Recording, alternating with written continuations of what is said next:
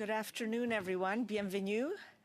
We will begin our meeting in a moment, but I want to begin. J'aimerais souhaiter une chaleureuse bienvenue. I would like to start by welcoming our new members, Matt Genereux, who is joining us virtually, and Wade Chang.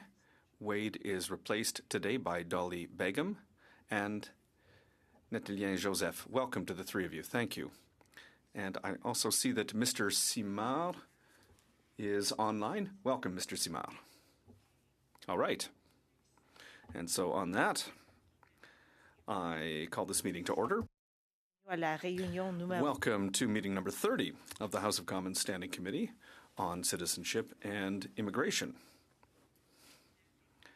Today's meeting is taking place in a hybrid format.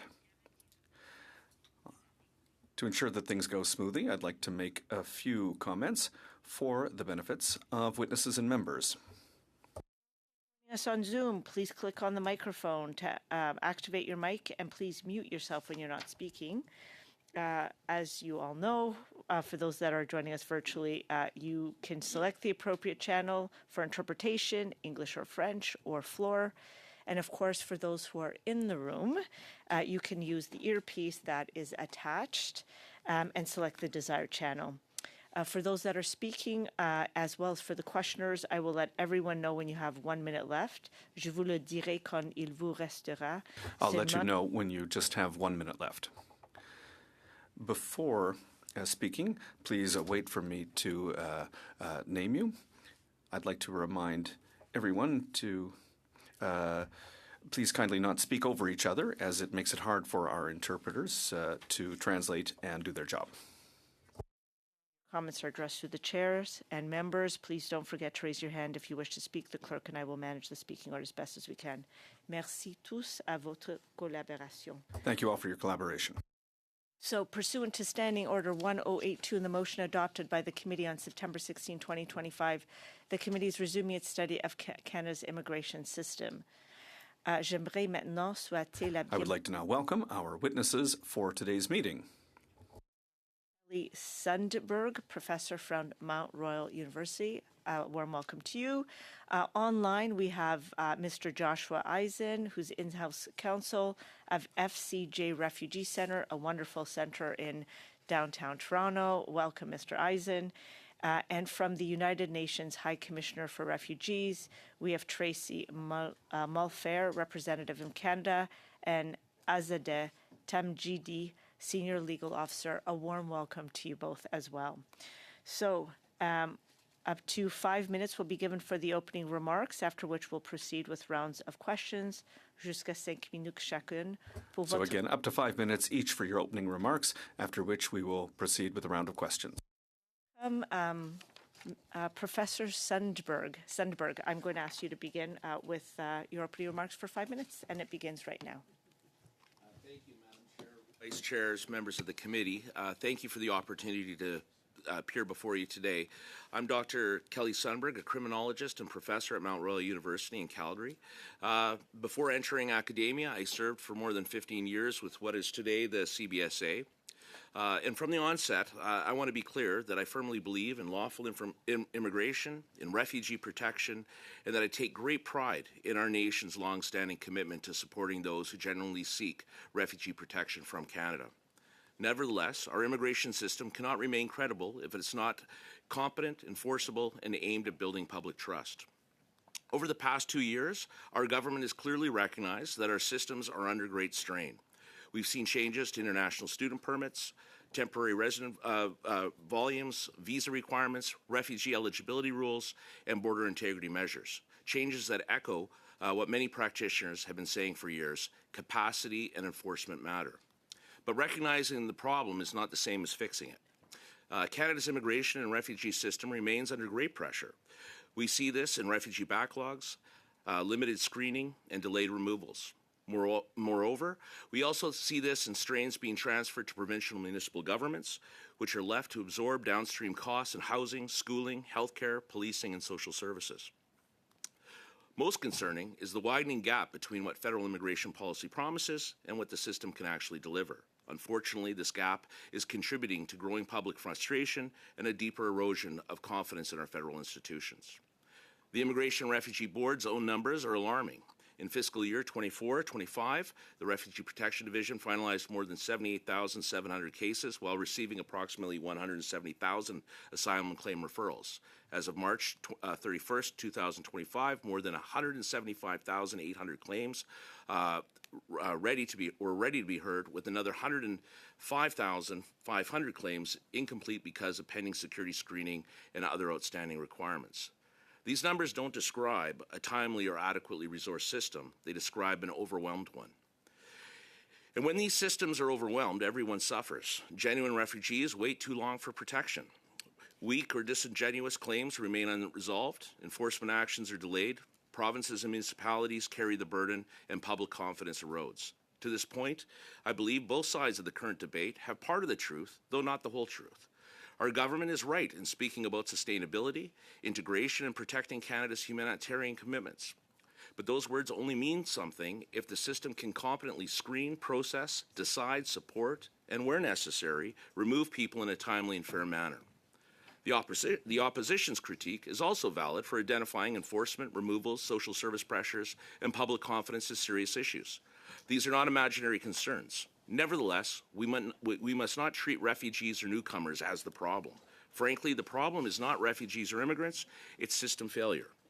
My research has found that approximately 12.5% of executed terrorist attacks and approximately 50% of publicly known thwarted plots involved individuals who entered Canada through asylum pathways or were seeking asylum. Importantly, my research also shows that the overwhelming majority of asylum seekers are peaceful, law-abiding people who simply want safety and a better life.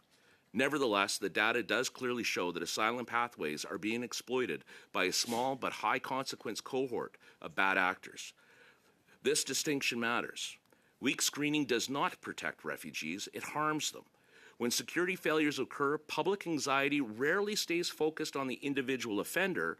Rather, it unfortunately spills into generalized resentment toward refugees, immigrants, international students, and other newcomers. While this clearly is unfair, it is also sadly predictable. For these reasons, I urge the committee to consider 6 practical areas. First, Canada needs better risk-informed, intelligence-led screening, especially of those who are seeking entry from failed states, hostile regimes, areas of civil war, terrorism, and organized crime. Canada cannot rely on a system predicated on mostly self-declaration. Second, Canada must recognize where and when refugee claims are made. As a general principle, refugee claims should be made abroad or immediately upon arrival at a port of entry. Inland claims must remain possible, of course, but they should be exceptions and require clear justification. Third, Canada must improve immigrant supports, including an increased investment in language and skills training, foreign credential recognition, civic orientation, and education on Canadian laws, rights, responsibilities, and expectations. Fourth, Canada must improve its intelligence, investigations, and enforcement capacities so investigations are more comprehensive, removals more timely, with a greater foreign fugitive apprehension capacity and stronger interagency coordination, including better global information sharing. Fifth, Canada must fix removals. Once due process is exhausted, removal must actually occur. If removal orders aren't enforced, the law loses credibility. Finally, sixth, Canada should consider consolidating its immigration and border security, overseas liaison efforts, immigration and customs intelligence, exit tracking, and maritime border integrity with a single integrated national security-focused agency. In essence, I suggest transforming the Canada Border Services Agency into the Canada Border Security Agency. Thank you, Professor Sundberg. You are way over time. Oh, sorry. And I've been very kind to you, so I Thanks. just wanted you to get through your recommendations, so thank you very much. Thank Okay, next we go online to Mr. Eisen from the FCJ Refugee Center. Your 5 minutes starts now.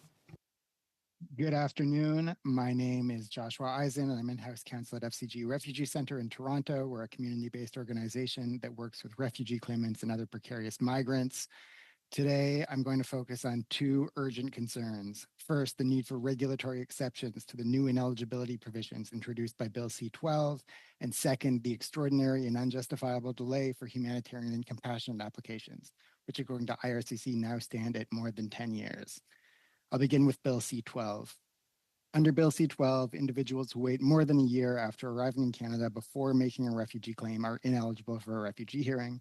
Instead, they're diverted to a pre-removal risk assessment, which offers fewer procedural protections.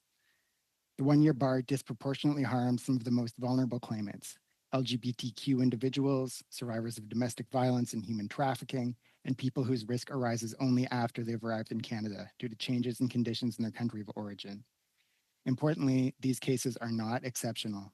I regularly meet with clients who have been delayed in filing a claim because of trauma, structural barriers, and other reasons beyond their control.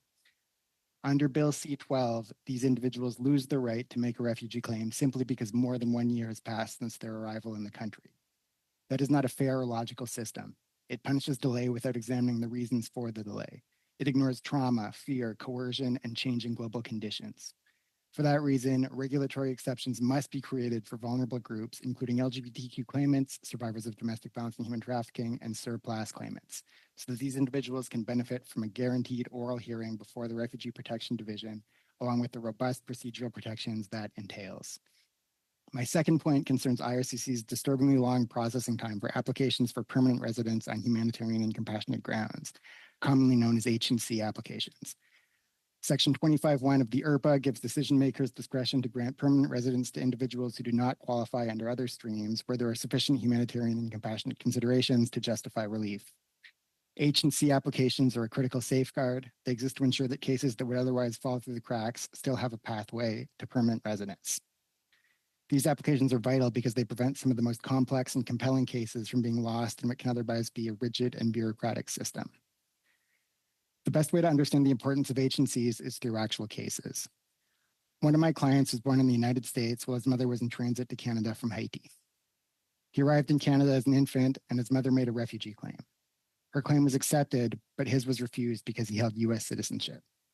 When his mother lost her refugee status after briefly returning to Haiti to attend her own mother's funeral, my client was left without any clear pathway to permanent residence in the only country he has ever really known. Now 20 years old, he faces removal to the United States, a country he has not been to since he was a baby, where he knows no one and to which he has no meaningful connection. Another case involves a young couple who fled violence in their home country and sought refugee protection in Canada. They were represented by a fraudulent ghost consultant who mishandled their claim and disappeared with their money, causing their refugee claim to be abandoned. During that time, they had a daughter. For 9 years, they lived underground without status, trying to build a life and protect their family. Recently, they were located by CBSA, which initiated removal proceedings. Deportation would mean forcing their 9-year-old daughter, a Canadian citizen, to leave the only home she's ever known and relocate to a country she has never seen, where she does not even speak the language. In both these cases, the only realistic pathway to stability and permanent residence is an H&C application. Unfortunately, that safeguard is now effectively dead. IRCC's current processing time for H&C applications exceeds 10 years. During that time, applicants often remain without status, without the right to work, and under the constant threat of removal. In many cases, removal defeats the purpose of the application. By the time a decision is made, the harm the H&C process was meant to prevent has already happened. 1 minute. If H&Cs are to remain a meaningful tool, there must be revisions to the government's immigration levels plan, at least as it applies to these applications.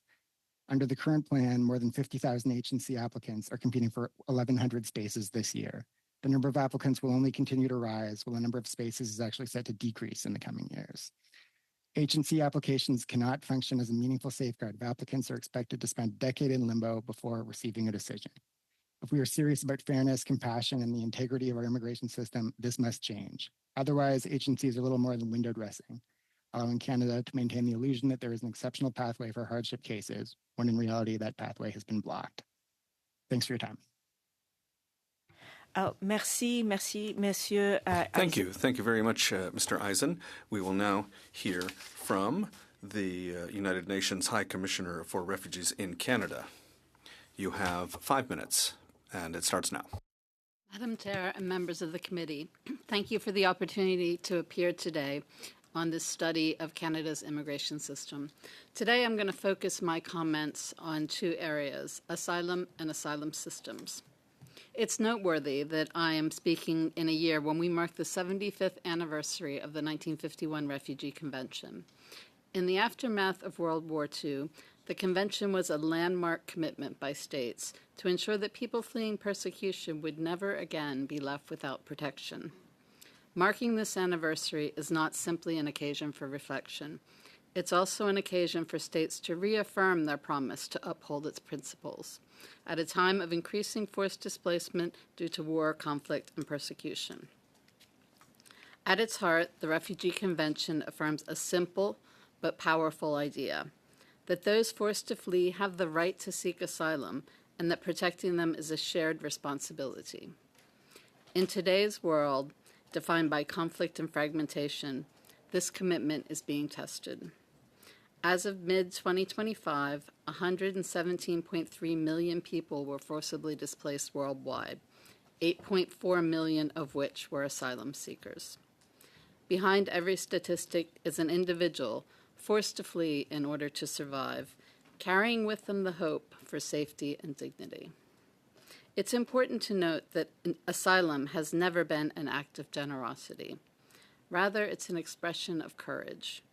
The courage of those who flee, and the courage of societies that welcome them, even when it demands effort, resources, and political will.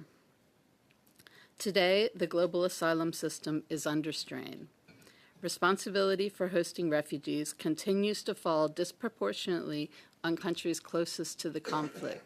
71% of refugees are hosted in the neighboring countries beside them, most of them low and middle-income countries. This imbalance erodes protection, fuels irregular and dangerous journeys, and leaves far too many people in prolonged uncertainty. Canada has a vital role to play in this through its asylum system and maintaining an example to the world of how to properly assess asylum applications. This means ensuring fair and efficient asylum procedures and access to due process. Timely decision-making is essential, not only for public confidence, but for the people whose lives remain on hold while they wait. Fairness and efficiency are not competing goals. They are mutually reinforcing pillars of a credible system. Right now, Canada receives less than 2% of the world's asylum applications, and that number continues to decline. Now's the perfect time to look at ways to increase efficiency, innovate, and improve on the tools already at its disposal, such as the Immigration and Refugee Board, whose expertise is well recognized internationally. The best way to address system backlogs and integrity concerns is by processing cases in a timely manner, not by deterrence measures. In discussing these complex realities, often of a technical nature, we have a shared responsibility to work together to ensure that the conversation about asylum and refugees remains objective and balanced. It should be based on sound legal analysis and facts, rather than populist rhetoric. Asylum systems must be flexible to address changes in the patterns and profiles of asylum seekers. This ensures public confidence in the integrity of the system while safeguarding against returning people to persecution. 1 minute. Internationally, Canada's responsibility extends beyond emergency humanitarian assistance. Durable solutions require supporting host countries, and resettlement remains a powerful expression of international solidarity. Canada's leadership in this area sends an important signal at a time when safe pathways are narrowing globally, forcing people to make perilous journeys along irregular routes. But resettlement cannot replace asylum. Both are essential complementary components of a robust international system, fully aligned with the spirit and letter of the Refugee Convention. As we mark its 75th anniversary, we are reminded that the Convention is not a relic of the past. It's a living commitment. And Canada has both the credibility and the capacity to lead where we're going at this critical moment. UNHCR stands ready to work with the government to advance a critical and principled response to the displacement. Thank you. Thank you. And thanks to all of you for your remarks. Merci pour vos déclarations. We're now going to begin with rounds of questions. Our first round will be for 6 minutes, and we begin with Mr. Redekop. Thank you, Madam Chair, and thank you to the visitors for our witnesses for being here today. I appreciate that. Mr. Sundberg, Bill C-12 was recently passed, and it's being implemented as we speak. And one of the provisions, of course, prevents asylum claims that are longer than a year. And so I've heard that that might create as many as 30,000 new removal orders for CBSA. Can the current CBSA staffing handle 30,000 new removal orders? No. No, it can't. CBSA has, and it's very difficult to get data from, but roughly 420 officers nationally. And when we think of the officers that would be tasked with a lot of this work, they're doing many other things. And frankly, with the volumes that we're seeing, we need to have comparable staffing to process this, both from all components, from processing the applicants, but also enforcing this. We do have a lot of individuals who came here as students over the last few years, tens of thousands who have made refugee claims that are going to add to that backlog. And when you only have a handful of officers, and if we trust the government's own analysis of the happiness of officers or their job satisfaction, the CBSA is on the lower end of that spectrum. Okay, So, just sorry to interrupt, but I have a very limited time. So just Yeah, want to sorry. So you talk to CBSA officers. What's the government telling them then? If there's all these people to process and they don't have the capacity, is the government telling them, what are they telling them to do?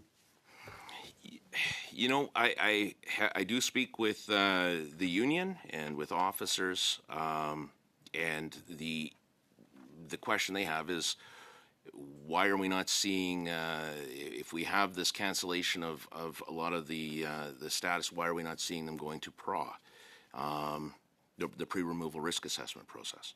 And why aren't they going to PRA?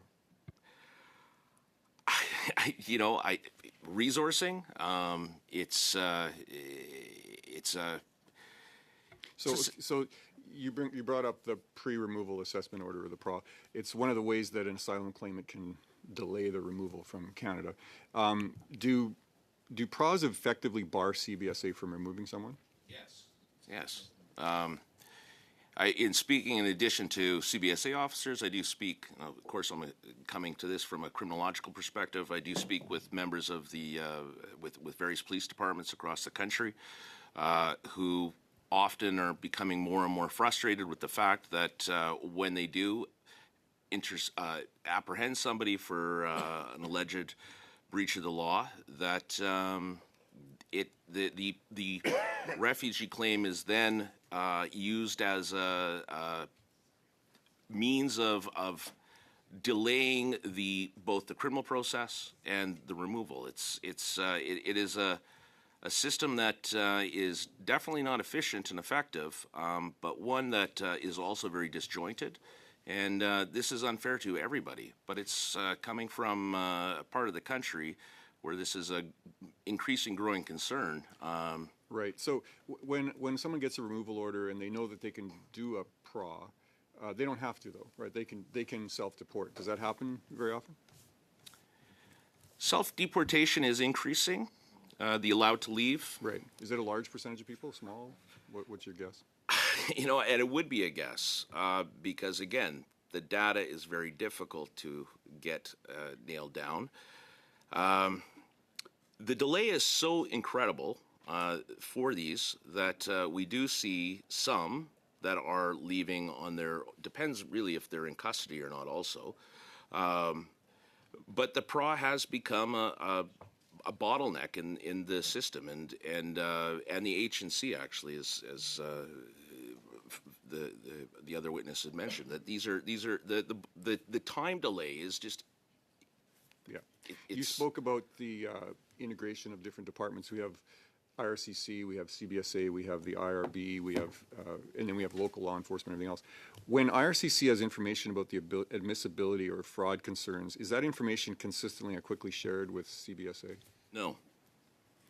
Okay, and when IRB hears a refugee claim, does it always have the security information it needs from CBSA or IRCC? No. So and I've heard this before from others, that these organizations don't work well together. Is that what you're hearing as well? And how does that? That is look? probably the number minute. one issue I hear. Wow. So, what's the solution to that?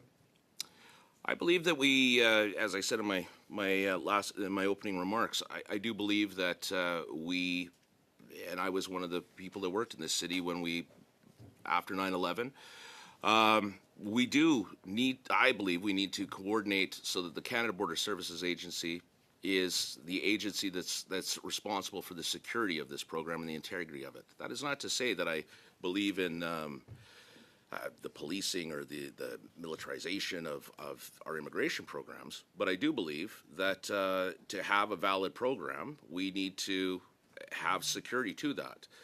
In my research, which is focused on terrorism, counterterrorism, clearly shows that there is a disproportionate number of individuals who have been apprehended in the plotting of terrorist attacks in this country, who have entered this country through those streams.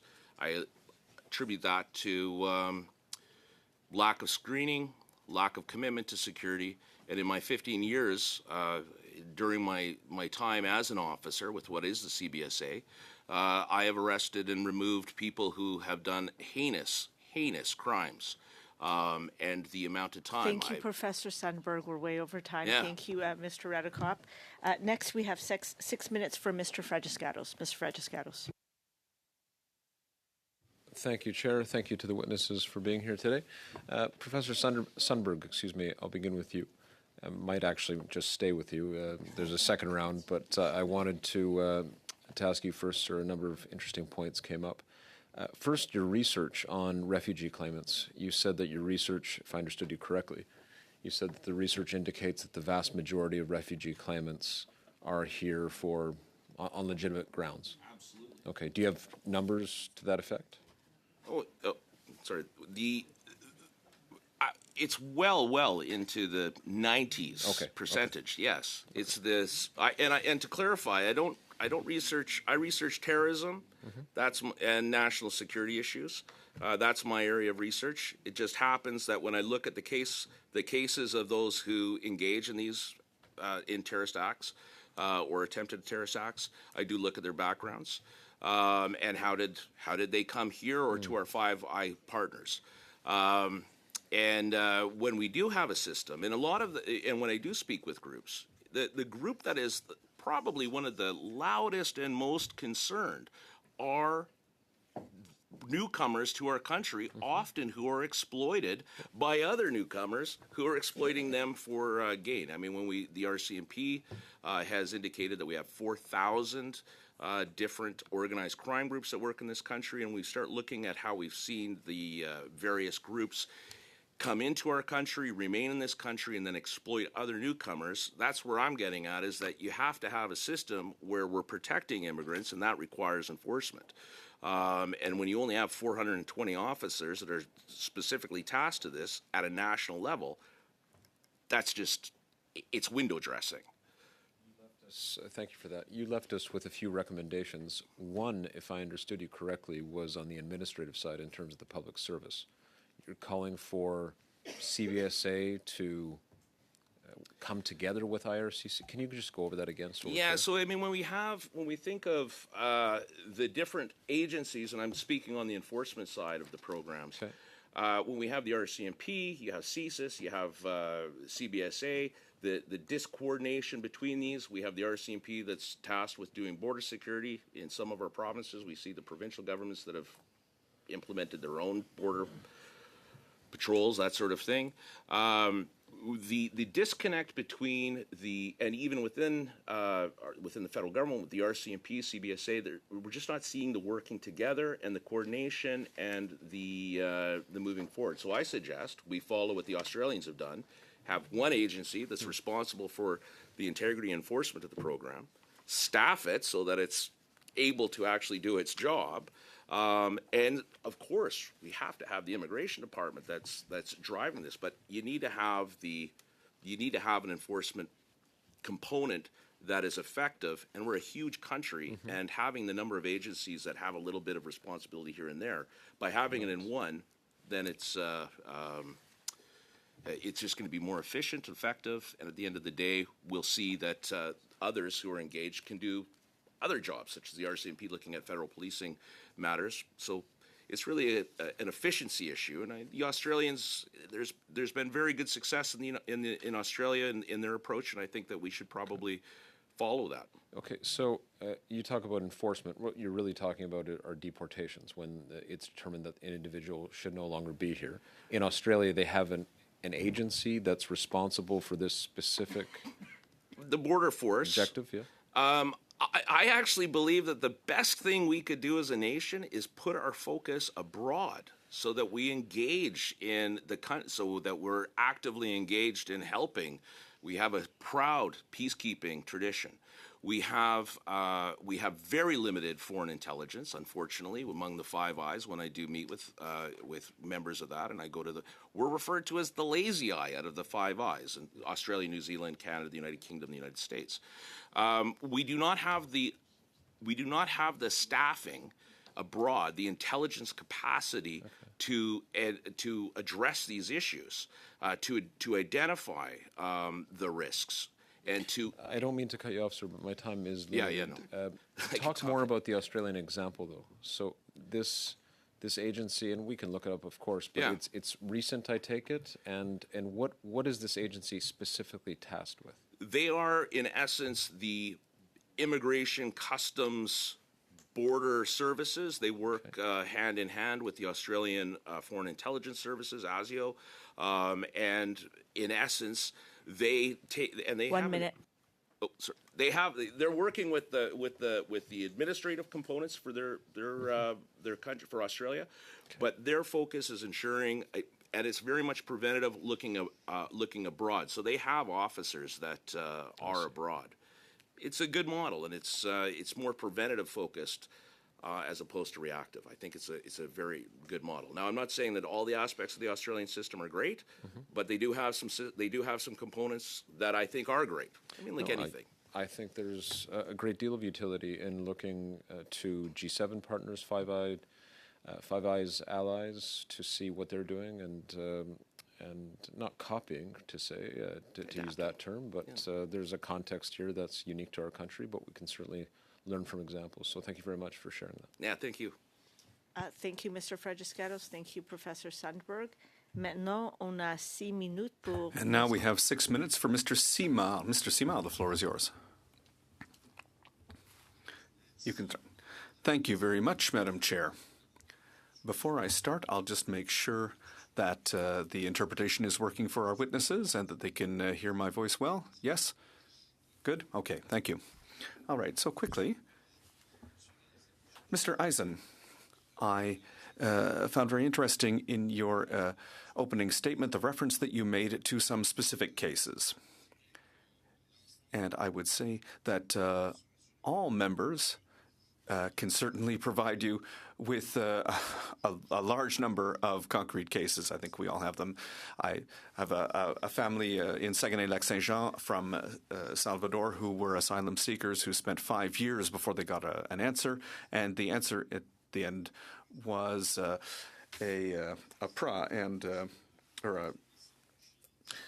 removal order, and we understand the challenges that people face when all of a sudden they're threatened with being uprooted. But fortunately for them, the story ended well. They were able to come to an agreement with the department. But I mention that because often the problems with our immigration system mean that for asylum seekers, as I'm sure you've seen, it's just a source of constant misery. And yet there might be a solution.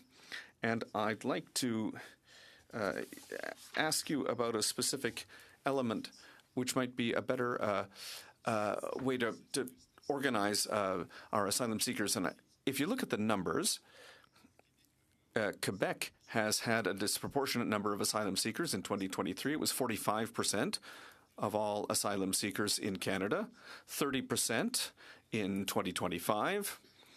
And I'll remind you that the demographic weight of Canada is 22% of Canada. So we've had a disproportionately high number of asylum seekers, which has put strain on public services. And so I'd like to ask you about the solution if the asylum seekers were better spread out across the country, if those asylum seekers were more sort of fairly distributed across the country, and if we could take inspiration from mechanisms that exist right now in Europe. So if we had mechanisms to ensure that asylum seekers were better distributed across the country, would that mean a better protection at the end of the day for asylum seekers and refugees? And would it mean a more sustainable asylum system for the entire country? Yeah. So first off, I'm not an academic and I don't study comparative immigration. So I'm not, my thoughts are based on my own frontline experience, but I don't think that there is an obvious connection between where claimants end up and how effective the processing of the claims is in terms of speed, efficiency, et cetera, right?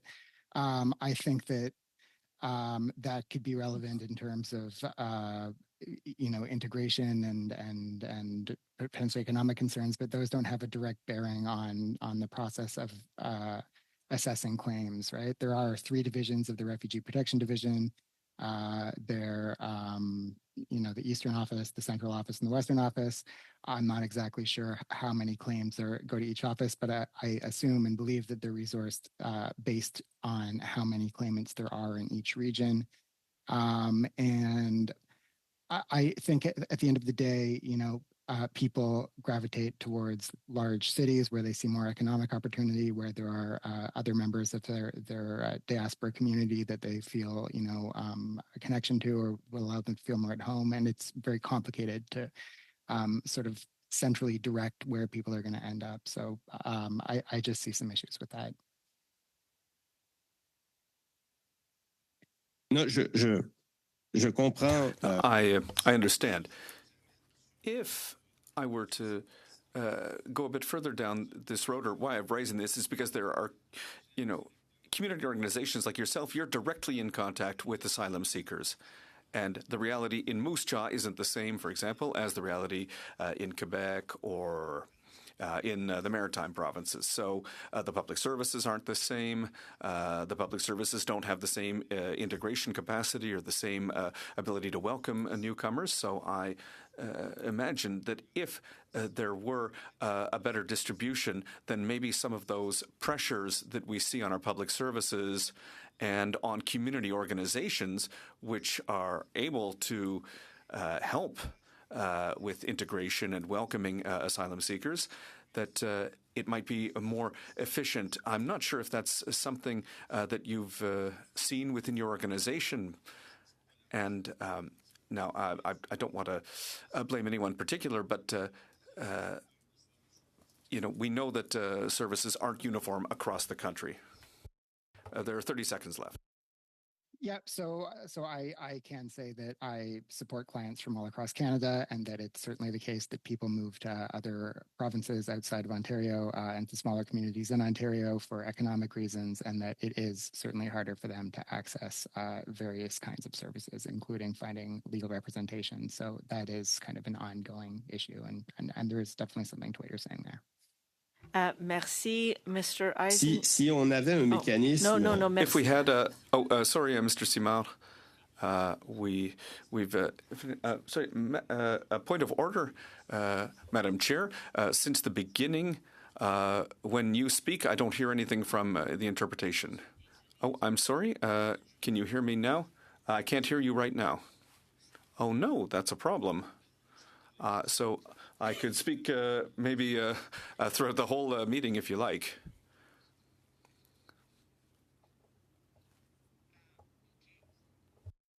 Vous êtes toujours. No, you're still. I still can't hear you. So I understand that I still have some time. Tu as fini. No, you're finished. Okay. Can you hear me now? No. Okay. J'entends bien les témoins, mais I can hear the witnesses well, but I can't hear you, Madam Chair. We'll get IT to fix it. We'll get IT to fix it. Merci. Se termine. Je comprends que le temps. But I understand that my time is up, yes. I don't understand English, but I understand sign language. I understand what you mean. Si, Monsieur Simard. All right, thank you, Mr. Simard. Second round where we have 5 minutes. So we start with Ms. Rempel-Gardner for 5 minutes. Thank you, Chair. I'll direct my questions to Ms. Malfair. You have criticized recent Canadian measures in Bill C-12 aimed at faster processing and eligibility rules. I'm just wondering if you can point to any other major resettlement country that grants unfettered access to asylum claims filed more than a year or from irregular crossings, and explain why Canada should have a different standard than a country like Australia. Thank you. Just like to clarify, we have not criticized the measures. We have offered ways that we thought that they could be improved in moving forward. So just respectfully say so.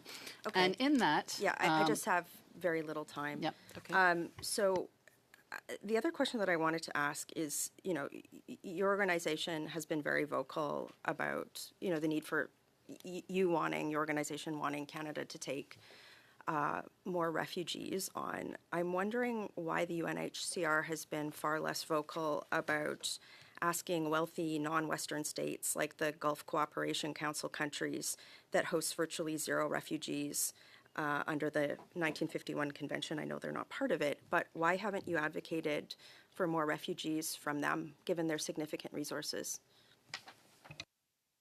Thank you. We actually advocate for the right to asylum to be recognized worldwide, and for people that are fleeing from persecution and conflict Do you think to that the be accepted. GCC countries should take more than they We do right now? think everybody should take refugees that show at their borders. It's part of international humanitarian law. So how come the UNHCR hasn't been more aggressive about asking the GCC countries to take more refugees? Like, I don't see any statements calling on them. You frequently ask Canada to take more. Why not the GCC? We advocate with all different governments. It's not something that we do publicly in the paper. It's working with governments, like we work very closely with Canada, with the IRCC. Right, but you do with the publicly for IRB. Canada, though, right? I mean, you come to committee, and I've been on this committee for many years, and the UNHCR has always publicly advocated for increased numbers. I'm just wondering why there's a dichotomy there. There's actually not a dichotomy. Wherever we advocate, we ask for refugees to be received at the country where they're coming to. Refugees that come here, we ask to be received. Refugees that go to GCC So you think, countries... just to be clear, it's we the ask to be UNHCR's received. position that GCC countries should take more refugees from you? We think that refugees should be accepted wherever they show up at anyone's border. GCC, Canada, Thank you. Australia. Do you think that the U.S. is a safe third country for people to make refugee claims in? The Safe Third Country Agreement is an agreement between Canada and the U.S. that actually UNHCR was not involved in. We don't pronounce upon bilateral agreements, so it's not really our place to make an announcement do you on think that. the U.S. is a safe third country? I mean, you asked the U.S. to take refugees. Do you believe it's a safe country for refugees to go to? We continue to ask the U.S. to take refugees, as we ask all countries. Okay, thank you. The other thing is, in your opening statements, you talked about making decisions not based on populist rhetoric. Could you qualify that? Like, are you talking about public concerns on the impact on, let's say, housing or social services cost? Would you consider those two elements populist rhetoric in decision-making? Decision-making, no. I would consider that these are elements we keep hearing that aren't necessarily, we don't hear the facts behind them most of the time. 1 minute. Like what? Like the facts that both the housing, crisis or situation here and the healthcare strains in the system, these aren't caused by refugees. Well, Refugees but are 1% of the population. Just a minute. I want to fact check here. you on that. The government's interim federal health program has increased by 1,200% in spending. Who caused that, if not refugees? It has, but that's not what's making the system under so much strain, right? It's a part of the system, I don't understand. but it's not. Somebody it's using being scapegoating. Refugees are being blamed. See, this is what I think the dichotomy is. I want a fair and just refugee system. But when we have an organization like yours come in and call asking about the sustainability of social programs, populist rhetoric, it gets a lot harder for us to make the case for a sustainable refugee system. So I'd just like to give you an opportunity to clear the record. Are you really telling the Canadian public that the amount of intake of asylum seekers and refugees doesn't have an impact on the 1,200% increase that we've seen in the usage and the cost of that program, which is designed specifically for that cohort? No, that's not what I'm saying. I'm saying that refugees So just to are clarify, not... Ms. Rempel-Gardner, your time is over. I'm going to allow the witness to just finish her answer, please. well, I actually had the mic and you cut me off. So if there's extra Your time is over. I want her to get a chance to respond, please, But- for 30 seconds. I'm the chair, Ms. No. Rempel-Gardner. Point of order on this. Point of order. I have the time, and I feel like Your time is over. Okay, but point of order. I feel like Your what time you're is doing over. right now is not in accordance with procedure, and that you are supposed to maintain neutrality. And I feel like you are giving the witness additional time because you want her to make a point against me from a partisan perspective. So if the time is over, the time is over. Your time is over. I was going to give the witness a little bit of time to be able to respond. I'm just going to call that I feel like you're making a partisan decision, and you're not making a I neutral hear you. decision. I heard you the first time, Ms. Rempel-Gardner, but I don't agree. I was So going to for give the witness record, time. I believe that you are cutting me off and No, you are being your time is impartial. over. I'm allowing the witness to answer the question. So can I give you just 15 seconds to finish your response, please, Ms. Mulfair? Thank you. No, I do not think that everything that's happening is populist rhetoric. What I'm saying is we need to get to the facts of this, and refugees cannot be scapegoated for all of the ills in any society. Thank you so much, Ms. Mulfair. Next, we have 5 minutes with Mr. Zuberi. Thank you, Madam Chair, and I want to thank you for just giving the chance to the witnesses for completing their thoughts, as you did with Mr. Sundberg in his opening statement, where he completed his recommendations, and just now for giving the chance to another witness to complete her thoughts. So thanks for that even-handed approach to the witnesses. With respect, I'd like to start with Ms. UNHCR, either one. You can both reply as you like. Are you familiar with the Spring Economic Statement and Budget 2025, where we made a commitment, our government made a commitment around the providing permanent status to 115,000 protected persons in Canada? Are you familiar with this? Yes. So I wanted to just ask you, there is a fair amount of some misinformation about what these measures actually mean when it comes to the federal government's commitment to provide permanent status to the 115,000 protected persons. Can you speak to that so that there is a clear understanding to all who are watching today? So I'll take this question. So the 115 that's going to be admitted into the permanent resident stream are individuals who've been accepted in Canada as refugees that came through the asylum system. Often they have to wait a number of years, sometimes 5, 8 years to get their permanent residence. This assists the department, IRCC, to clear up that backlog, and instead of waiting that number of years to get their permanent residence, this will process their cases a little faster. So they've already been screened, vetted, and accepted as refugees in Canada.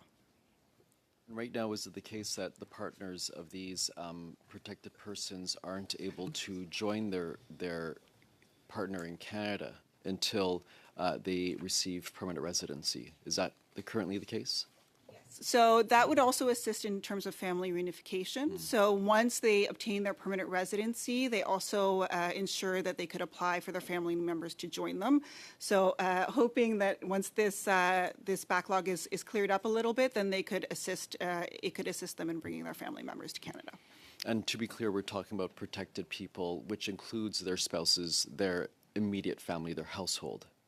Yeah, so the family members are, it's through a complementary pathway we call, a family reunification pathway. So the individual here in Canada is accepted as a refugee, and they could bring their family members who may be a refugee elsewhere or may have some kind of status in another country where they are in danger as well. So this is why we support family reunification for recognized refugees in Canada.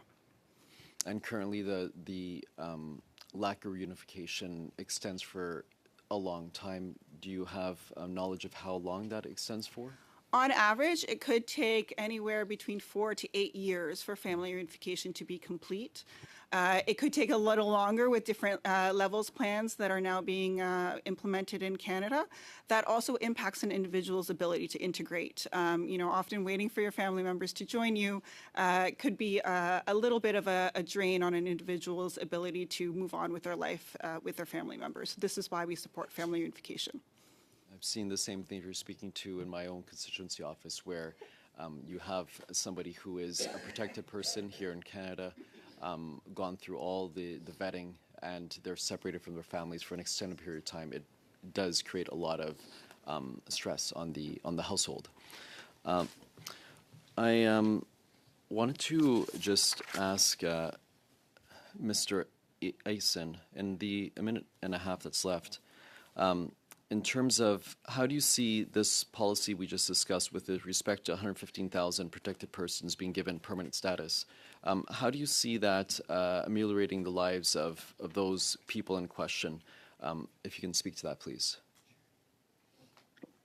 So, I mean, I don't know how much I can add on that specific question. I think that it was handled pretty well by Azadeh, but basically, I mean, currently people have to wait in this state of, even if something is ostensibly guaranteed administratively, uncertainty for them, an experience of uncertainty, not knowing what's going to happen, and then the fact that separation from family is a major issue as well, right? So both these things. Yeah. Thanks. And in the 40 seconds that's left, I'd like to go back to UNHCR. With respect to protecting these vulnerable people from fraud in the immigration system, do you have, from fraudsters, do you have any suggestions in the 30 seconds that are left? Fraudsters, people who take advantage of asylum seekers, etc. It's ensuring that they know what the system is, how to move through the system, how to make an application, that they have access to legal aid, to counsel, to settlement services. All of that assists in ensuring that they are able to avoid being taken advantage by anyone who wants to defraud them. Yeah. Thank you, Ms. Tamjidi, and thank you, Mr. Zuberi. Now we have 2 minutes et demie pour Monsieur. Now we have 2.5 minutes for Mr. Simard. I can hear you now. I can hear your pleasant voice, Madam Chair. I'd like to go back to the exchanges that my friend Michelle was having with UNHCR. I think we need to be careful not to scapegoat asylum seekers, but we have to be doubly careful because we can't generate expectations either for asylum seekers that are irreconcilable sometimes with the means that the society has to welcome them. And that is sort of the problem that we saw at Roxham Road, for example, where when we asked questions about that issue, there were people who suggested that we in the Bloc Québécois were closed to immigration, that we didn't want it, and that's not the case. There were organizations who told us that Roxham Road was just a source of great misery, and there were fraudsters who were helping people across. So we need to be very careful about how we talk about populism in this field. It's an issue that's very tricky. And I'd like to come back to this idea because I know that in Europe there are mechanisms which allow for distribution of asylum seekers across the territory. And it's a question that's been talked about a lot in Quebec over the last few years. Quebec has received a higher percentage. You have 1 minute left. Quebec has received a higher percentage of asylum seekers than the percentage that it represents in terms of demographic weight in Canada. Do you think that it would be a good idea to have a system to distribute asylum seekers across Canada to ensure that asylum seekers are well integrated into society and that they have access to public services that can meet their needs? Thank you. UNHCR, we are not opposed to such systems. In fact, we're working with governments in this region, I think, which are good examples of this, both in Brazil and in Mexico, where they're looking at where labor is needed in certain areas, and then they're working with refugees who voluntarily go there and then work, so they're helping the society, they integrate more quickly. And the same kind of thing could be looked at here. Like I say, Brazil and Mexico, much closer than Europe, have good systems for this and could be something, I think, along the lines of what you're saying. Merci, Madame Malfer, et merci. Thank you, Ms. Malfer, and thank you, Mr. Simard. We have only about 4 minutes left, so I'm going to give 2 minutes to Mr. Redekop and 2 minutes to Mr. Fragiscatos. Mr. Redekop. Thank you. Mr. Sundberg, you might have heard the story. It's quite a big story in the news today that Mehdi Taj, who's a IRGC commander who was coming to Canada to watch some FIFA soccer, was apparently given a temporary resident permit, came to Canada. Then he was, the government, I think, saw the light and decided that we shouldn't be letting IRGC terrorists into Canada. And so they apparently turned him around and sent him back. To me, this is a horrible example of incompetence in the screening of our security system, because we clearly know that we don't allow IRGC terrorists into Canada, yet it appears that he was given a TRP to come to Canada. He landed in Canada. Is this something you've seen before, and what does that point to our security lacking in our systems in Canada? I mean, I'm glad that the Port of Entry did their work, but it does come into screening, and this is my point, is that if we have a proactive system where we have the resources and the 1 minute. abroad, we can identify those who are members of high-ranking members of regimes that are seeking entry to this country. When we think about issues of fraud or people that are in taking advantage of refugees, one answer is to have enough officers to arrest and prosecute people who do this. So my view is that there's a balance here, and we need to have a much stronger international presence. So a quick question.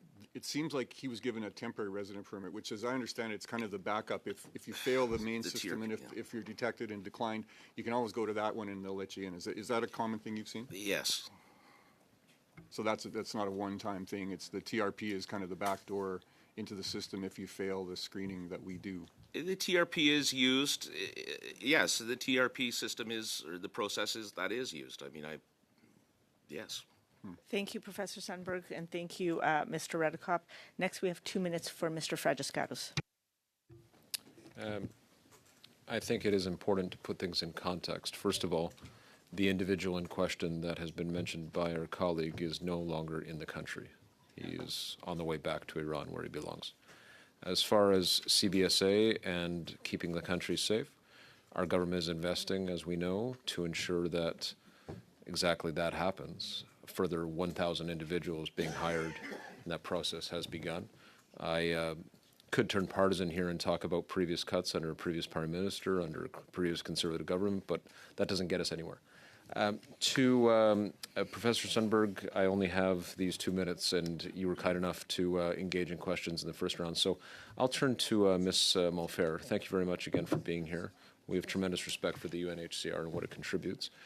The narrative turn that we see in democracies on immigration writ large, we could talk about refugees, but I'll just say immigration in general. We know how that turn has gone.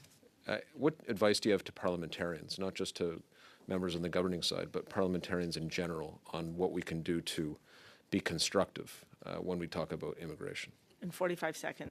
Thank you. Yeah, I don't even think I'll take that much time. I think it's evidentiary-based statements, evidentiary-based, policy. Let's use facts. Let's actually find out what they are, and then let's use them. I mean, nothing that's been said here today is at odds with each other, right? It's about making sure the right and true facts are the ones that get presented. Thank you very much. Thank you, Mr. Fragiscatos. Thank you, Ms. Malfer. Et je tiens à remercier les témoins de And I'd like to thank all the witnesses from today. Excellent testimony, which will go part of our study. We're going to suspend for 5 minutes or so our current witnesses can leave, and then we will come back with a second panel.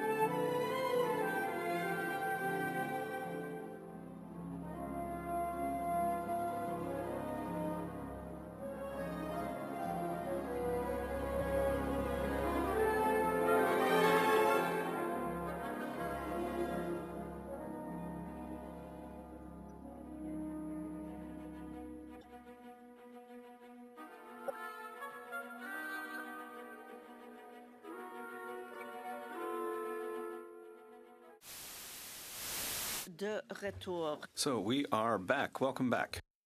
Bon retour à M. And welcome back to Mr. Deschênes. Thank you, Madam Chair. Hi, Mr. Deschênes. I'm happy to be back. I would like to make a couple of quick points for our new witnesses. The new witnesses. As you will see, and as explained by our wonderful IT ambassador, at the bottom of your screen, you can select the appropriate channel for interpretation, either Floor, English, or Francais. I will let you know when you have 1 minute left for your opening statements. Kindly wait until I recognize you by name before speaking. A reminder that all comments should be addressed to the chair. And I now would like to warmly welcome our witnesses for our second panel today. We have everybody online, so we are missing you in person, but we're glad that you could join us in person. So we have Mr. Herbert G. Goubel, Emeritus Professor of Economics. Welcome. We have Hélène Mérande, Professeur à l'Université de Sherbrooke. Bienvenue, Professeur Mérande. Welcome, Professor Mérande. And we have Chevary, businessman and owner. Bienvenue à vous aussi. OK. On commence avec... Welcome. So we will start with 5 minutes for each of you for your opening statements before we proceed to a round of questions. So I would now like to invite Goubel to begin for 5 minutes. Professor Goubel, your 5 minutes starts now. Thank you, Madam Chair. I traveled around the country for 2 years with the Finance Committee, so I'm very familiar with the atmosphere. Most fundamentally, I welcome public hearings as we are having now on designs of our immigration policy. I hope it will give the deserved publicity and discussion in Parliament that has been needed. On a personal note, despite my numerous academic publications in the field of immigration economics, I was never asked to participate in the discussions around the setting of official immigration targets and selection criteria. Nor as a member of parliament from 93 to 97 was I ever asked to vote on these issues. Only once did the minister tell me privately to keep up my research and publications and hold his feet to the fire. I believe that in greatest need of change are policies determining the number and selection criteria of temporary residents who are admitted to work or study in Canada. Foreigners who fill seasonal or temporary labor shortages in the economy should be admitted in numbers at frequent, regular intervals and set by a parliamentary committee. There should be no foreign students attending elementary and secondary schools. They do not benefit Canada and burden our schools' resources. Foreign students should be admitted to attend Canadian colleges, universities, and graduate schools. They bring valuable benefits to the institutions and economy, especially to the extent that they pay tuition. Foreign students who have completed degrees in these institutions should no longer be preferred candidates for permanent resident status. The government should adopt policy to ensure that temporary workers and students leave Canada after their visas have expired. Now, on a separate issue, parents and grandparents should be granted only super visas, as they had been practiced before the changes initiated by the government in 2016. It makes eminent sense. If a foreigner does not want to come without his parents, he just should not come. The system dealing with asylum seekers needs to be reformed. possibly fundamentally, much as it is in other Western democracies.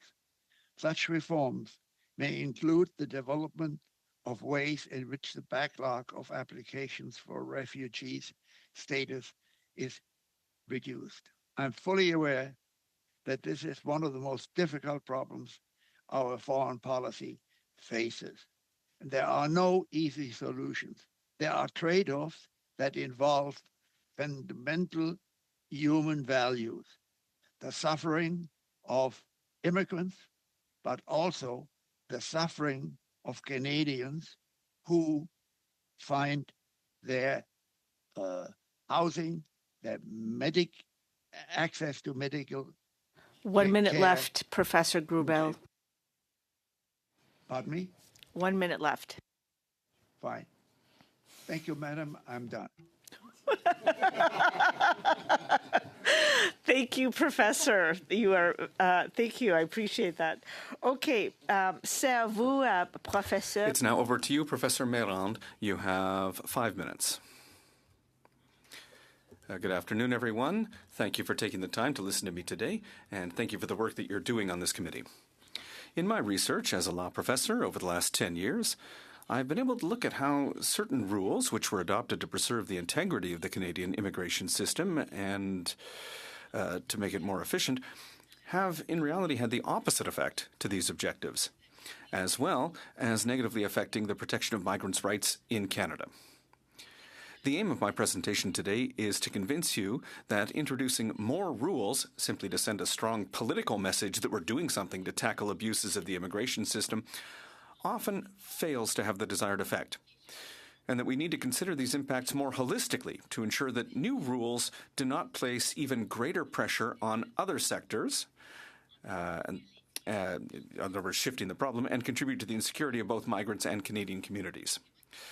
Allow me to give you an example using the famous Safe Third Country Agreement. I know that you've discussed it many times.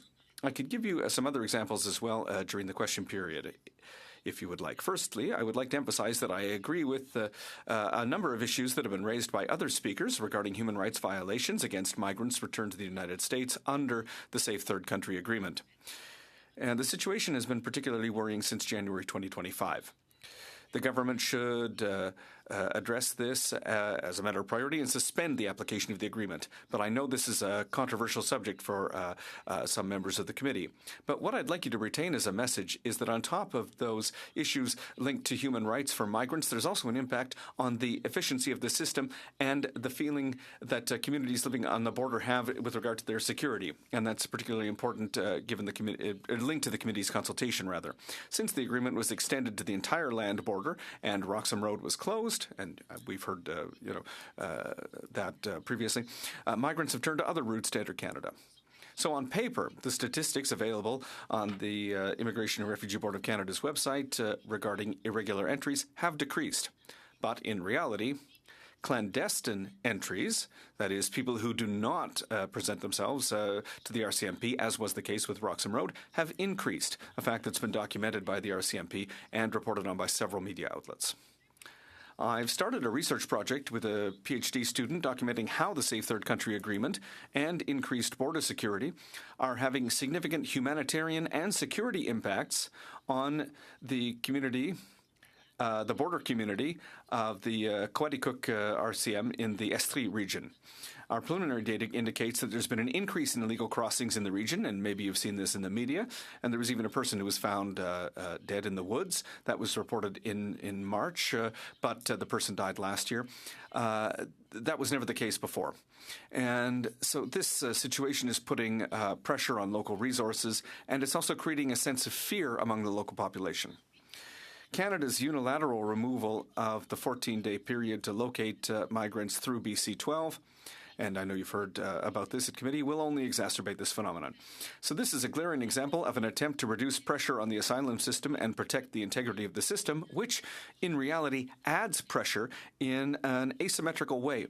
So it's putting pressure So the pressure from these federal rules is being felt on the rural municipality in the local area, and it's also having an impact on the resources, the security that are being put in place at the border and in border communities, while at the same time increasing insecurity for communities and migrants. Several speakers have highlighted the bureaucratic issues, the lack of coordination. We heard about that in the previous panel, and the delays in processing applications. And I think that these here are the real issues that need to be addressed. You have 1 minute left. Perfect, thank you. For asylum seekers, the solution does not, in my opinion, lie in increasing the grounds for rejecting their applications, as the government is attempting to do. And that was the case with C-12, but it was also the case previously with other amendments.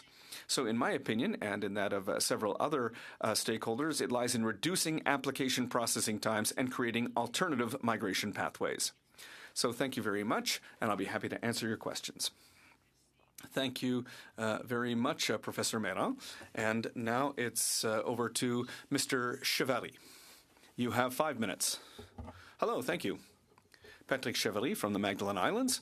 I am a businessman and have been for over 30 years, and I'm here today to speak about the Magdalen Islands. It's a small archipelago in the middle of the St. Lawrence, the Gulf of St. Lawrence in eastern Canada.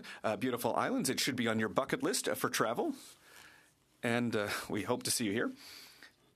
And the day that you come to visit us in the Magdalen Islands, you're going to see, as you come in on the boat, that we have almost no more Magdalen Islands workers who are working on the boats. The people who are working on the boats all come from outside. You'll also be able to come and eat our crab and our lobster. It's very tasty, but now it's Mexicans who are processing crab and lobster on the island because there are no more Magdalen Islanders who work in the processing plants. And you'll see that our Tim Hortons is full because it is the key social hub on the island, and you'll also see the number of workers who've come in from elsewhere, including the Philippines, since 2023 to help us continue to serve customers. Why am I saying all this? Well, it's because we live on an island. We are isolated. We are far, we're not even rural. We're, out in the middle of the ocean. So we're very far from everything. We have an aging population. We have very few young people left in our schools. We're seeing the population is aging like across Quebec, and there's a statistic that's interesting for the Magdalen Islands. For every 100 people who retire, there's only 43 to replace them. So we are losing people. The other reason that I'm here today is also, it's a personal reason, because I mentioned the Tim Hortons. When you come and get your coffee in a couple of months, if you come in the fall, the Tim Hortons won't exist anymore. The Tim Hortons is going to be closed because with all the laws that have changed in Canada since September 2024, it means that our Filipino workers and our international workers, well, we can't renew their permits. So it's just a Tim Hortons. It's just the Magdalen Islands. It's not much, but for the people here, it's important. It's really a social hub on the islands, the place that everybody comes. And so that's for the people of the Magdalen Islands. If we look at some of the other restaurants on the islands, most restaurants are closed several days a week because there aren't enough employees. There are also a number of foreign workers who work in the co-ops or in the daycares and in our healthcare system. And in my field, I would say that there are very, very few people who are ready to work in my businesses in the restaurants. We have a number of Filipinos who've come with their families, with their children. The children are in school. These are families who have open visa contracts where they work for us, and that allows us to offer incredible service to our clients. I think that particular attention has to be paid to very rural and remote regions. And, the Magdalen Islands are really in a particular situation. We're a small island in the middle of the ocean, but other rural regions have the same problem, finding people who want to work in our businesses. And we are having a hard time finding local people to work in our businesses. In some cases, it's inexistent. And so we have no choice but to bring in temporary foreign workers to help us. It's unfortunate because as a businessman, I've invested a lot of money in bringing these people to work in my businesses. And now today, all that money that I've invested over the last 10, 20, 30 years, and here we invested for 3 years. You have 1 minute left, Mr. Chevalier. Our workers have to leave, and at the end of the day, we have to close the business. That's one specific situation that I want to share with you today, and there are many similar situations across Quebec and probably across Canada, but I'm not familiar with everywhere, but I'm familiar with what's happening here in the Magdalen Islands. So that's why I'm here today to speak to our situation, and it's a situation where many other business people on the islands are seeing the same problems. Thank you. Thank you very much, Mr. Chevalier. We will now start our rounds of questions. The first round will begin with 6 minutes for Mr. Menegakis. Mr. Menegakis, over to you. Thank you, Madam Chair, and thank you to all of our witnesses for appearing before us today. I'd like to start my questions with you, Professor Grubel. Do you believe that the Liberal government considered the impact on things like healthcare, housing, and jobs prior to letting in the large number of immigrants that they have allowed in over the past decade? I wouldn't know, but it turns out whatever they did, it was very bad for Canada. Would you agree that when there are diseconomies of scale when letting in so many people at once, and the costs may actually be higher than if immigration was done in a slower, more sustainable manner? Exactly. I mean, it turns not into positive, it turns for the country as a whole as a negative.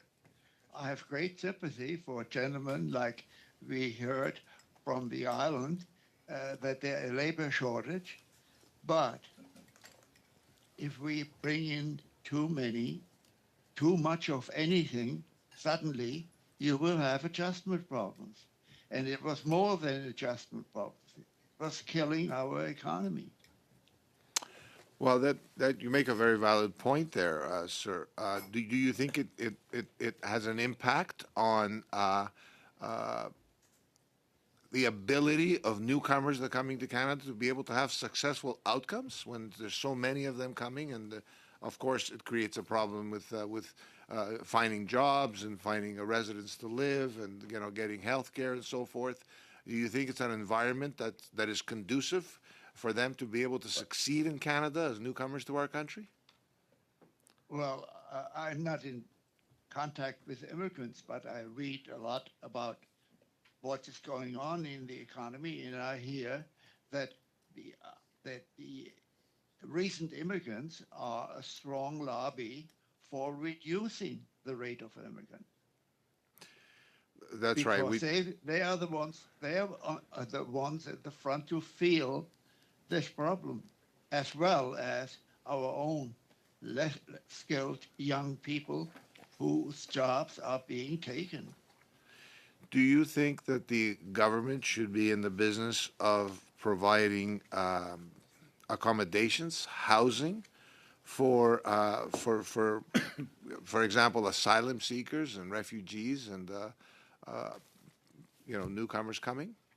Should the government? Well, my commentary on this controversy that we're continuing here and was going on before with the asylum seekers is that the more benefits we offer, the more we will have asylum seekers who may or may not have legitimate claims, but are getting benefits from doing so. Mm-hmm. Well, yeah, thank you for that. A famous economist, Milton Friedman, colleague of mine when I was teaching in Chicago, said it is incompatible to have the welfare state and free immigration. And we, in the last 10 years, have been moving more and more towards free immigration. And that prediction that it is impossible, we're paying for. Along those lines, sir, I don't know if you have heard, but the government ran into quite a bit of controversy because they were booking hotels and putting people in hotels across the country, just housing them there at exorbitant costs. Now, to get away from that controversy, they created a new program, and recently we found out they gave the city of Ottawa $40 million to outright purchase a hotel so they can house these people. So they're not renting anymore. They house them now in a hotel that is owned by the city of Ottawa to house these people. Yesterday, for example, I read an article of another $27.35 million that was given to Pickering, the town of Pickering here in Ontario, to do the same thing, to purchase a hotel there. So $40 million to Ottawa, $27.35 million to Pickering. That's only two locations that we know of where they've done that so far that we know of. They've been very reluctant to provide, to be transparent and give us a list of how many municipalities they've given money to. What do you have to say about that, sir? You have 1 minute left. Well, most generally, I think it will all be said in the book that I'm writing. I cry for you, Canada. I came in 1972, having a professorship with a tenure in the United States, because I love Canada and I love Vancouver. I'm now almost sorry for this country. I'm glad I'm 92. I'll close by saying this. Thank you for appearing before us today. I hope that when I'm 92 years old, somebody will ask me to come and present here, if I'm fortunate enough to get there. And thank you for your service to Canada as a member of Parliament. Appreciate your presence here today. You're welcome. Thank you, Professor Grubel, and thank you, Mr. Menegakis. Next, we have 6 minutes for Ms. Sodi. Thank you, Madam Chair. Through you, I'd like to ask my first question to Mr. Chevary. I'm sorry if I pronounced that wrong. But in Budget 2025, the federal government introduced a new initiative which is over the next 2 years will provide permanent status to 33,000 workers in rural areas who have already applied for permanent residence. Can you tell this committee how this measure will support rural economies such as that of your riding to ensure that businesses can keep running and growing opportunities for local communities? Well, de notre côté ici, nous autres, Well, here we're in Quebec, and in Quebec, if you want permanent residency, it's much more complicated to get it because of local laws. The French language is very difficult to learn for people who are not, from a Francophone country who don't know French. And so that in our case, we have employees from the Philippines who speak the language from their country and who speak English and who've been learning French for the last 3 years in the Magdalene Islands. The program that you're putting in place for people like our workers, it requires much more time than just taking a few French lessons and applying for permanent residency. And it's time that we don't have now because the program's been cut, the laws have changed, and our workers have to go home. Okay, perfect. Thank you for your... sorry, go ahead. It might be good elsewhere in Canada, but for Quebec, it's very difficult because of the French language. Okay. Thank you for your answer. Dr. Grubel, I'd like to go to you for just a second. Recent data tells us that this year, international student arrivals are down by 75%, temporary worker arrivals are down by 71%, and asylum claims are down by 64%. These numbers are a result of policies that have been put in place by Canada's new government to reduce, stabilize, and balance immigration levels across different programs. From an economics perspective, can you tell us how this change will help bring stability and future long-term predictability to Canada's economy and labor market? Well, we got ourselves in the mess. How we're going to get out of it is going to be very difficult. I don't know what the right and optimum number is, but what we're doing here is the beginning of something that should take place every year. You ask both people who are employers, who want more workers, and those who understand that every time you bring a family of 5 from from a Mideastern country, they will put a burden on housing, hospitals, everything that government provides for free, and they impose a burden on the average Canadian. We are in effect asked through our burden to subsidize the people who hire these workers. We need to have a discussion and have a trade-off between these two benefits.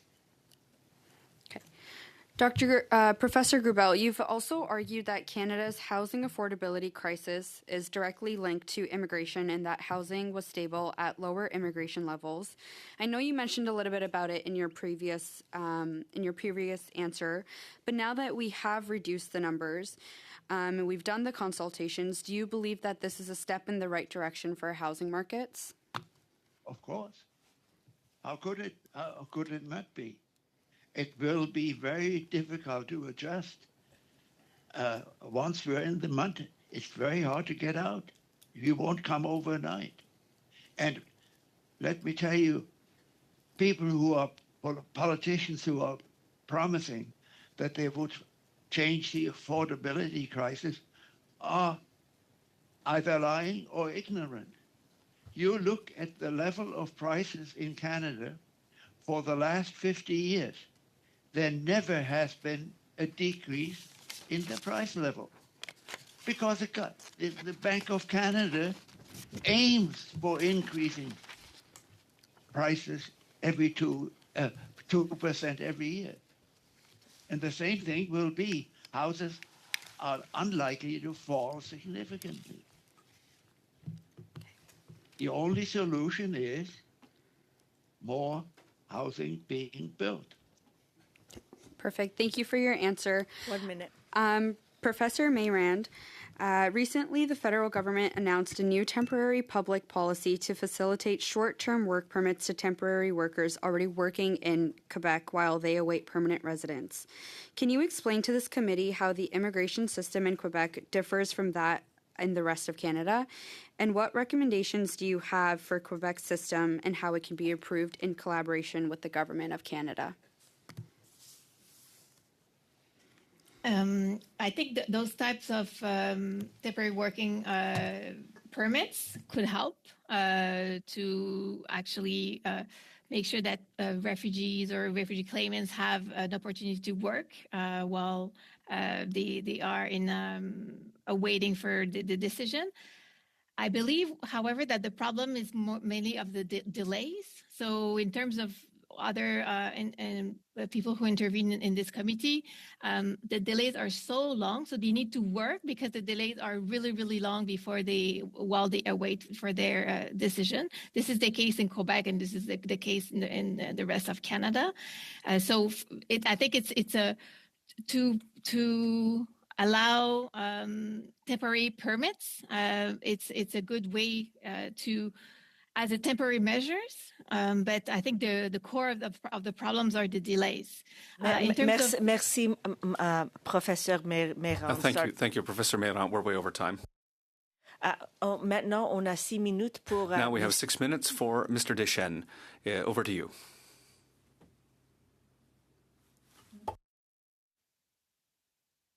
You have to unmute yourself, please. Thank you. Merci beaucoup, Madame la Présidente. Thank you very much, Madam Chair. Very happy to hear an accent from the Magdalen Islands here at the Immigration Committee. Thank you, Mr. Chevalier, for being here.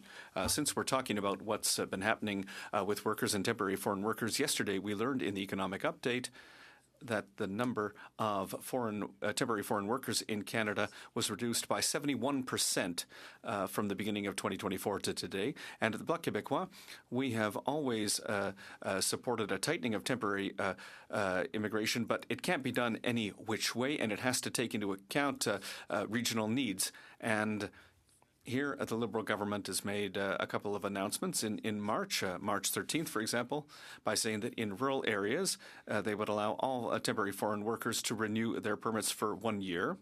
And for a 1-year period, they're going to allow in rural areas an increase from 10 to 15% for those who wish to stay. So I'd like to hear you, Mr. Chevalier, on how these measures, which are in theory are designed to help you, have they really helped you? Has it allowed you to ensure that your Tim Hortons can continue to operate? Well, thank you very much for the question. The answer is no. We were very happy on March 13th when the government gave us an extra 12 months to find a solution to see if there'd be a way to improve things for rural areas. But what the government didn't announce that same day is at the same time, families couldn't stay. And so a worker who's been here for 2 or 3 years with their family had the right to stay for an additional 12 months, as the government said, but their family has to go back. And, these people left everything behind to come work in Canada, to learn French, to help grow our economy and contribute to society. And now we're telling them they have to go home or stay without their families. And that doesn't work. That doesn't work. They're not going to stay, these people, because, these are human beings here. And your situation, Mr. Chevalier, at the Tim Hortons, how many of your employees are temporary foreign workers? Right now, foreign workers represent 67% of workers with closed permits. And that's because of the simplified processes. Yes, in 2023, when our workers came in, we were able to hire 4 under the federal program. And then with the provincial program, it was a simplified program, which allowed us to hire the number of workers that we needed. And, it depends on our financial ability as well. So I hired 8 others. So that's 12 temporary foreign workers. And then the following year, we had 4 more arrive. So we were able to, really have a good, strong team to keep the business going. The business had been half closed for years because we hadn't had local workers. So with the new measures that were announced in March, did you make renewal requests for your workers? I can't make renewal requests because the workers who are here right now know they're going to leave because they can't keep their families here. And those who are alone, well, we're above the threshold of 15%. And so these measures won't help me and many other companies in Quebec because, we're at 40, 50, 60% because of the simplified program. So a good public policy would have been to allow the families and the partners to renew their permits, even if the worker themselves could only renew for a year. Yes, that would have helped if some of those rules could be changed for rural areas like ours or for, other remote areas. I've been listening about what people are saying about money that's being wasted. And I can understand the government's frustration in wanting to make immigration cuts. But in remote areas like ours, we don't see that situation. We have a labor shortage, a lack of local employees. And so whether it be in supermarkets, whether it be in malls, pharmacies, our processing plants, restaurants, we all have the same problem. Locally, we don't have the labor force in remote areas. For those who are watching and who aren't familiar with the Magdalen Islands, could you explain why the situation in the Magdalen Islands is unique? Well, we're a small island. We're a small island with about 12,000 inhabitants. In the summer, it goes up to 40, 50, 60,000 inhabitants for the summer season for about 8 months during the summer holidays. So it's completely a different world during the summer. But in the rest of the year, we have an aging population. We have a lot of retirees who work. We have very few young people in the labor market because there are fewer and fewer young people in the Magdalen Islands because we've seen those numbers go down for the last 30 years. And then we have an issue with unemployment in the Magdalen Islands. It's something we don't talk about very much, but there are many small businesses that open in the summer. And, those are unemployment factories in a way because people do, 14 weeks and then they go home to rest. And then, unfortunately, there's work out there, but people don't want it. But businesses like mine that are open all year can't find local labor because we have an unemployment system. You just have a few seconds left, Mr. Chevalier. What's going to happen with your Tim Hortons? Well, we're going to be forced to close. We're going to be forced to close as our contracts end in August, September. We're going to have to close the restaurant. which will become just one more dead business in our village. Thank you, Mr. Chevalier. And thank you, Mr. Deschênes. Ends our first round, and now we start with our second round. Our second round begins with Mr. Davies for 5 minutes. Thank you, Madam Chair. Professor Grubel, when I was looking at your body of work, your impressive body of work over the years, it wasn't until later after I'd read some of what you've been doing that you were a member of Parliament. So that was a bit of a surprise to me, but I'm happy to engage with you today. In your policy history, you have tended to focus on fiscal responsibility, labor market competition, infrastructure constraints, and selective economically driven immigration. I'm from the Niagara region in Ontario, and we see firsthand how the pressures that you have written about, from housing shortages, strained infrastructure, and employment balancing labor needs with stagnant wages in key sectors. That lived reality raises a couple of fundamental questions, but I wonder if you could walk the committee through your framework for assessing what you refer to as net fiscal impact of immigration, and what variables matter most, and how should policymakers interpret those results? Well, the book you're referring to was published by the Fraser Institute, somewhat reluctantly. A co-author, an American who lived a long time in Ottawa. It started off, and we got our attention was drawn to the following fact, that when immigrants enter Canada, Statistics Canada finds out that they have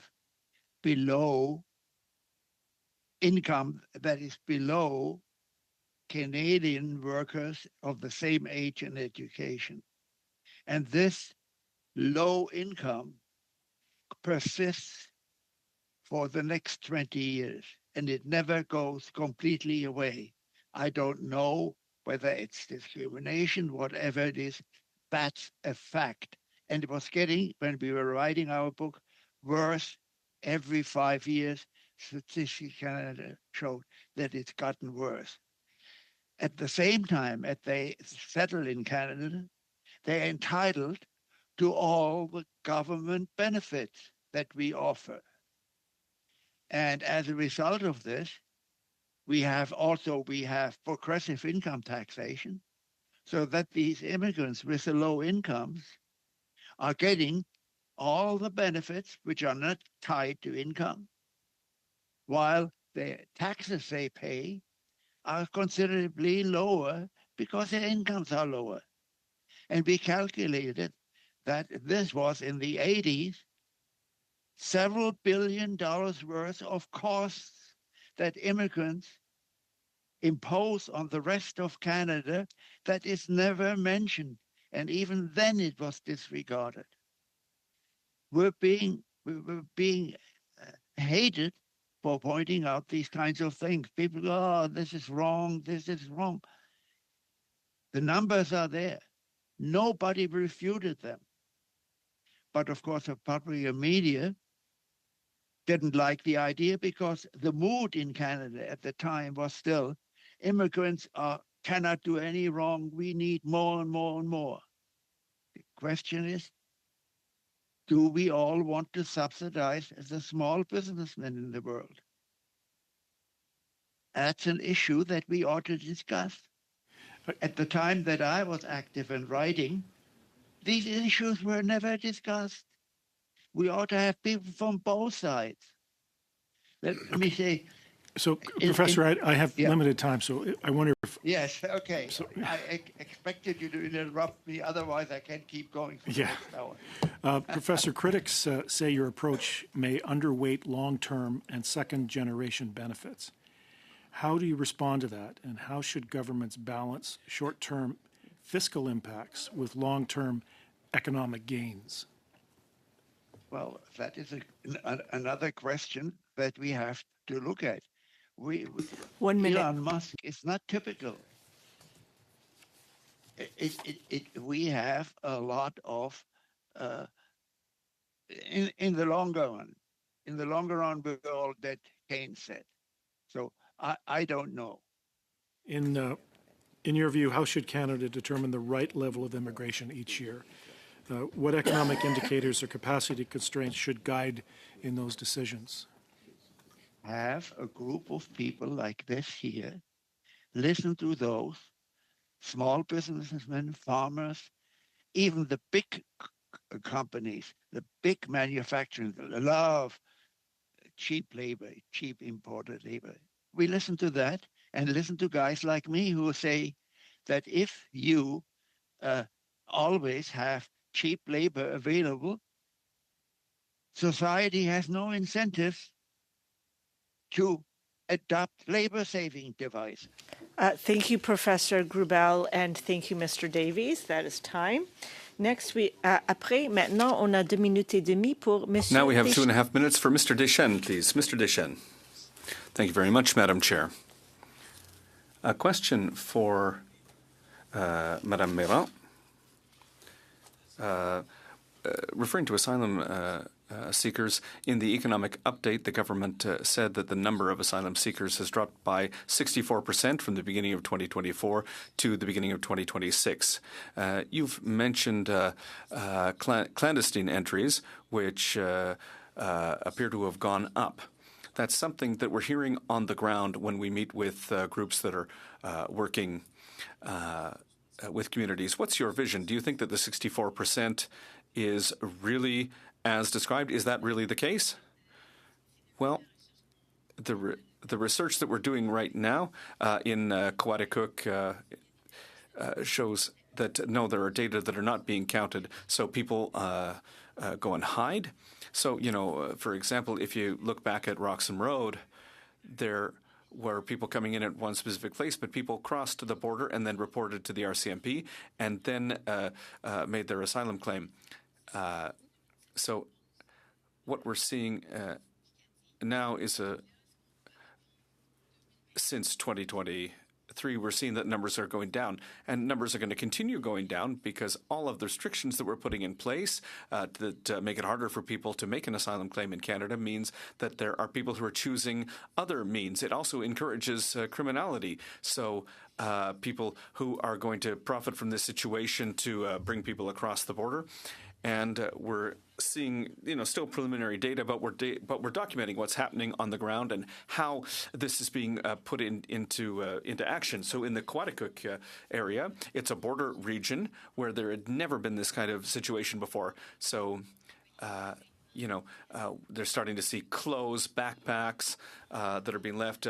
There are drones that are moving across the border and keeping an eye out. There are pamphlets that have been handed out to the population asking them to report any suspicious situation. That didn't happen before. So there has been an increase in the number of people crossing there. Are they going to make asylum claims? Well, maybe not, because you know, we're making it harder and harder to do that. And so the problem is just being moved elsewhere. And Mr. Deschênes, I'm sorry, your 2.5 minutes are already up. I'm sorry. We now have Mr. Joseph. I'm sorry to have missed you, so you have 5 minutes for your questions, please. Thank you very much, Madam Chair. You know, I'm a new member of this committee, so you know, you forgot me. It's okay. Don't worry about it. So I'd like to speak to Madame Méran because she spoke about immigration. She spoke about collaboration between Quebec and the federal government. We know that Ottawa has a shared immigration responsibility with Quebec. How could better coordination between Quebec and Ottawa improve processing times and the ability to attract talent? Well, certainly better collaboration would improve the situation and processing times. It's a bit like taxes. We have the privilege in Quebec of having a double tax system. So it's the same thing. We have a privilege in Quebec when it comes to immigration to have two levels with the certificates of exemption and the permits at the federal level. So there are certainly possibilities for additional processing delays because of that situation. I know people who've chosen to move outside of Quebec because of the delays that we see in Quebec right now. So it's, well, yes, I think that there needs to be better collaboration. There's a political there's political interest to see how that can be done. I know that Quebec is very protective of its jurisdiction in immigration, but I think that better collaboration to reduce those delays is a good idea. Improving, yes. I'm sorry, I didn't understand the beginning of your question. No, I just asked the question, how could we improve collaboration? How could we improve it? Well, it's coordinating programs. Quebec puts in place its own programs, its own criteria. The issues that Mr. Chevalier spoke of are also linked to issues that were not created by the federal government and are out of the jurisdiction of this committee. So how do we improve it? Well, maybe more discussions between the federal and provincial governments. But again, this is distinct jurisdiction. And then, of course, there's also the political side of things. The federal government probably doesn't want to go and interfere in provincial jurisdiction and impose, a certain way of doing things. So it's not an easy question. Sorry, that's why I spoke about collaboration. And shared responsibility in immigration with Ottawa and Quebec. I'll now move to Mr. Chevalier. Hello. So, in listening to you, we've understood that it's essential that temporary foreign workers continue to arrive on your beautiful island. Yes, absolutely. Yes, we absolutely need to make sure that on my island, a remote area, it's not the same thing as on the mainland. We don't have the same issues in other rural areas or in big cities. It's another world. It's another world. Okay, another question for you, Mr. Chevalier. Because in certain regions, there are demographic issues that are impacting the number of people coming in. What can we do? Well, in remote areas, the laws have to be different. The government would need to come in with a grandfather clause, if you will. We were able to do something with immigration. We were able to get people to work. We were able to keep our businesses open, and to have a grandfather clause that would allow us to continue what we're doing would really help us. Because in remote areas, we don't have the same supports that exist in big cities and elsewhere. And in terms of the Magdalen Islands, I also come from an island in northwestern Haiti, and on that island we don't have the same level of employment. And I'd also like to take this opportunity to congratulate Mr. Alexis for being the member for that beautiful island. Thank you very much. Thank you very much to both of you.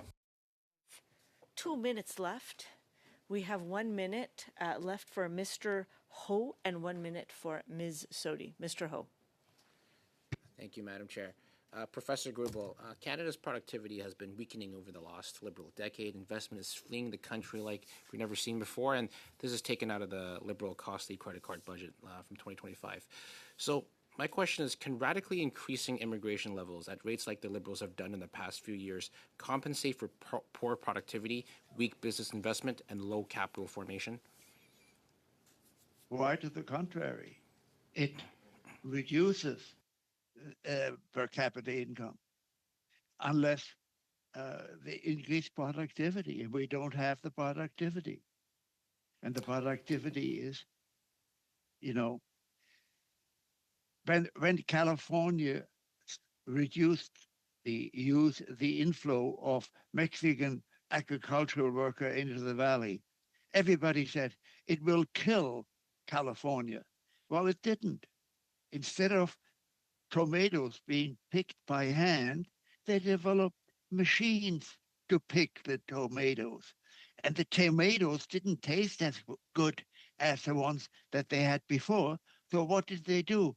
They modified genetically the tomatoes so that they could stand being picked and tasted as good as the ones we had before. Thank you, Mr. Grubel. I'm sorry that we had so little time. Thank you, Mr. Ho. Thank you, Professor Grubel. Now we have 1 minute for Ms. Sodi. Thank you, Madam Chair. Through you, Mr. Chavarit, I would like to give you basically 45 to 50 seconds to give the committee any recommendations that you might have. Recommendations I might have would be the fact that when you do a law, when you do your laws and your recommendations, you got to take care of the rural places. You got to take care of what it's not in central Canada, where there's a lot of population, where there's a lot of people, where there's a lot of immigration coming in. We don't have that luxury of having all those people to choose from for all our businesses, for the local businesses to work. And that's on the island, yes, but that's everywhere where it's in rural communities. We don't have that luxury. So the government's got to look at the fact that we are away and we're not the same as in cities and in high populated areas. It's totally a different kind of world. Merci, Monsieur Chavarit, and thank you, Ms. Sodi. So that concludes our second panel for today's study and today's meeting. I want to thank all the witnesses for their time. Je tiens à remercier les témoins d'aujourd'hui. Thank you so much. Once again, I want to thank our witnesses for their time. Colleagues, I just want to let you know that on Monday, May the 4th, we will have Minister Diab with officials here for 1 hour to discuss the Auditor General report, as well as to complete our study of Canada's immigration system. So for the second hour, we'll have time in camera to give drafting instructions to the analysts and to begin our discussions for our calendar until the end of June. Yes, quick question, Mr. Redekop. Yeah, just wondering, why is she only here for 1 hour on Monday? Wouldn't it normally be 1 hour with her and then officials for the other hour? We had the officials an hour with the Auditor General. Okay. I think we had full 2 hours. Okay. We had a full 2 hours, that's why. And so we still have an hour with the officials and Minister Diab. Okay. Thank you so much. This meeting is